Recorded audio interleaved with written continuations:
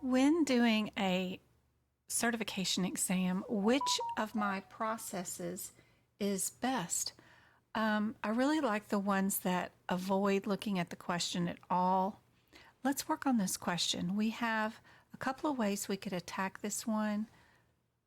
First of all is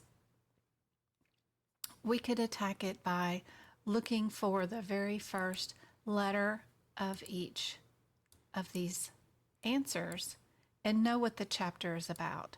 Our Z codes are status codes, and they take care of things like history of and wellness exams and things like that. If we look at our chapter heading for the C's, we know that's chapter 2 in our ICD-10 book, and that's for cancer. So we've got this process. If we keep that in mind and we just check our question for why the patient is here for today, we see that the patient has colon cancer and has arrived for a follow-up. We would naturally assume our answer is A and move on to our next question. If we did this by looking for similarities, we would just look at the answers alone and look for something that is similar. We would see that answers A and D start off with the same exact diagnosis code. That means we would eliminate B and C. Then look at our differences. We have 3 diagnosis codes here. We have 4 diagnosis codes here. Let's check out our question and see how many diagnosis codes would we code for today's visit.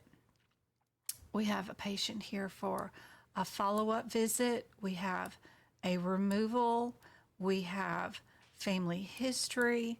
We have personal history. So I see 4 diagnosis codes here in this visit, and I would pick A.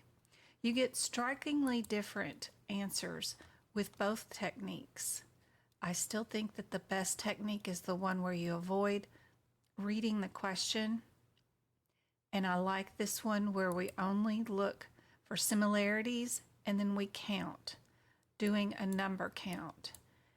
That way you're not reading the words for the words to diagnose, you are just counting to get the difference between these answers. So the answer for this one is RA. It is the 4 diagnoses. I hope this helps. We have a lot of tools in our arsenal for attacking this medical coding certification exam. Please practice them, all of them, on all kinds of questions that you can find, and see what works best for you. I hope this is helpful.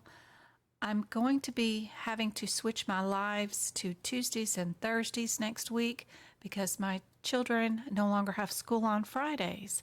So we get 3-day weeks. So I am going to alternate my days because they have late starts on Monday.